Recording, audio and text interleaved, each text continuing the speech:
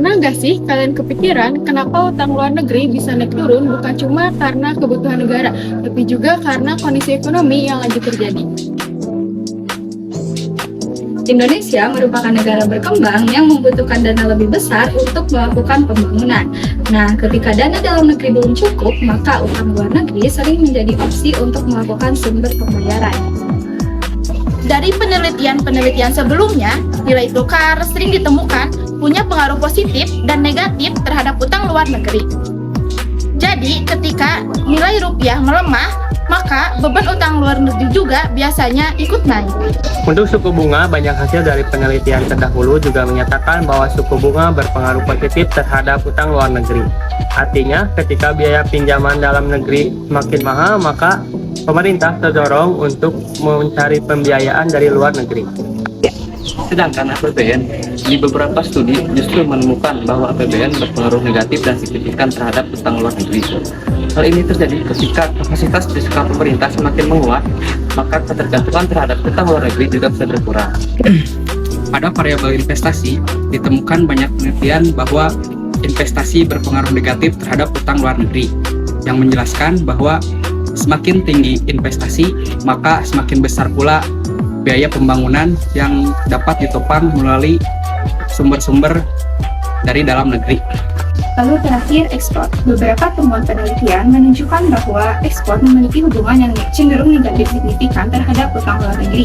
Peristiwa ini menjelaskan bahwa semakin besar kegiatan ekspor yang dilakukan di suatu negara, maka akan semakin besar juga devisa yang masuk, sehingga kebutuhan utang luar negerinya bisa ditekan. Dalam penelitian ini, kami memakai data time series di wilayah Indonesia dalam kurun waktu 3 dekade terakhir yang diambil dari World Bank. Lalu, kami melakukan regresi linear berganda dan OLS. Sebelum mengetahui hasil akhirnya, kami juga melakukan uji asumsifikasi untuk mengetahui apakah modelnya layak untuk dipakai. Hasil pengujian menunjukkan bahwa data yang kami gunakan lolos uji normalitas dengan nilai probability Z-kedua sebesar 0,8290, lebih besar dari tingkat signifikan yaitu 0,05 atau 5%.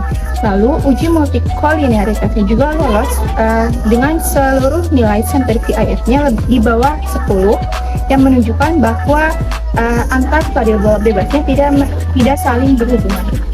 Dari hasil uji heteroskedastisitas, nilai probability S-square yaitu sebesar 0,1424 lebih besar dari 0,05 yang artinya tidak mengalami gejala heteroskedastisitas. Sementara itu, hasil uji autokolerasi yang nilai probability-nya sebesar 0,0633 yang artinya tidak mengalami gejala autokolerasi. Lalu, hasil regresinya menunjukkan bahwa nilai tukar dan suku bunga itu berpengaruh positif dan signifikan terhadap utang luar negeri dengan koefisien masing-masing 15,3 dan 3,24. Sedangkan APBN, investasi, dan ekspor berpengaruh negatif signifikan dengan koefisien masing-masing minus 6, minus 1,5, dan minus 2,6. Terakhir, nilai adjust R-squared-nya sebesar 0,9503 menunjukkan bahwa model ini mampu menjelaskan sekitar 95,3% variasi utang luar negeri. Sedangkan sisanya sebesar 4,7% dijelaskan oleh variabel lain di luar model penelitian. Nah, berdasarkan hasil penelitian dapat disimpulkan bahwa kondisi makroekonomi itu sangat berpengaruh terhadap utang luar negeri di Indonesia. Nilai tukar dan suku bunga memiliki hubungan yang positif, sehingga kenaikan keduanya cenderung diikuti dengan meningkatnya utang luar negeri. Sedangkan APBN, investasi, dan ekspor memiliki hubungan yang negatif.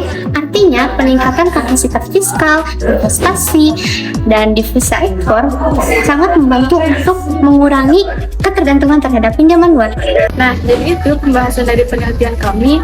Semoga dapat menambah wawasan tentang bagaimana kondisi makroekonomi dapat mempengaruhi utang luar negeri Indonesia. Terima kasih sudah menyimak. Bye-bye.